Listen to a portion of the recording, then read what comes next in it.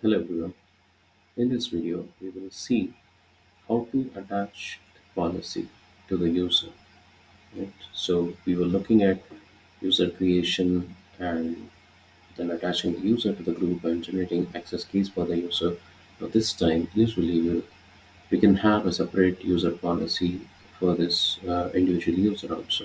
So now if I have to check what are the policies that I have for this user which we created programmatically. These are all imported, attached via group admin. Okay, and overall we have 8 permission policies here. You can see few on ECS, then Elastic, EFS, RDS, all those things. So I'm going to add one policy using Java code, which is probably I will take S3 policy. Okay. For that, what we just need to see is what is the policy detail. Okay, so I'm just clicking on this policy. So I just open it in a separate tab. I just go here and I just suppose see if I have to give S3 full access.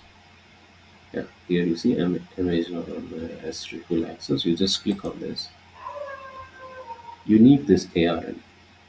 Okay, this ARN is required. We'll come here. First, we'll start with our new method. So as we said,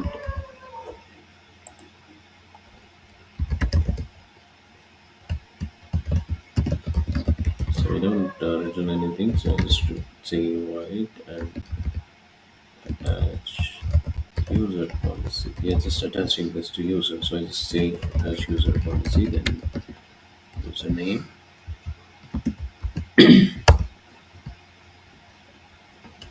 and these things are common. You can bring it outside. Also, I'm just copying it here. Yeah. So we have IAM client, which is of just looking for credential in my credentials file with a default profile. Now I have to create a request. So attaching a policy. Like let us see what we have. Do we have attached policies request? Yes. So there are, if you can see, attach user policy request and attach group policy request, because when we have to attach a policy to the group level itself, which will be then cascaded to all the users who are attached to that group. But now we are just looking only for a particular user. Then you see role related also, but we are just using only for a particular user. So I will just go with attach user policy request. Then create the same thing, build the same thing basically. Okay, and it's going to ask us like what is the information that you have to give. So when we are saying that you have to attach a policy to a particular user, you have to give the username and what is the policy, right? That same details are important. So policy ARN and username. So let us add username which we are getting from input parameter and policy. So this is where I was saying, mentioning that this is important. Okay, just copy it and come here, paste here. This is for Amazon S3 full access.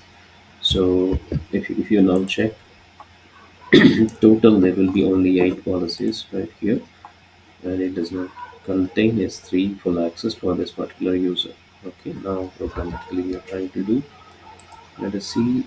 We just build that request now. Yeah, let us write response equal to attach user policy. Yes, and there is a request.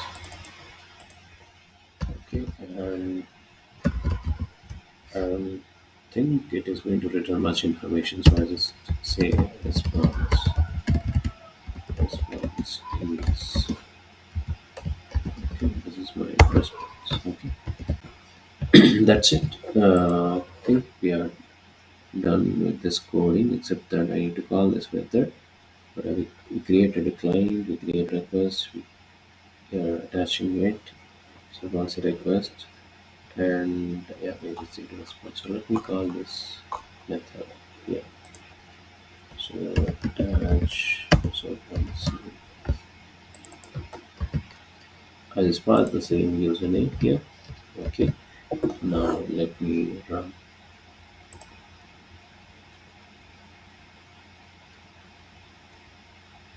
Okay. There's nothing much from the response. So I'll just go and check here. Is there anything happened? Okay. Now it is 9. You can see that Amazon S3 full access, and this is, you can see it is not attached via group admin. This is directly attached, which means that this is specific to the user.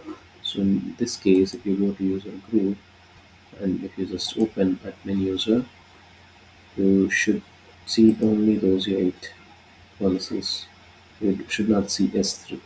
And yeah, it's not available. And if you go for other users also, like this one which we created, this is still having those 8 policies which are coming from this admin, so it does not have S3. So what we did programmatically, we attached this S3 full access policy to this user.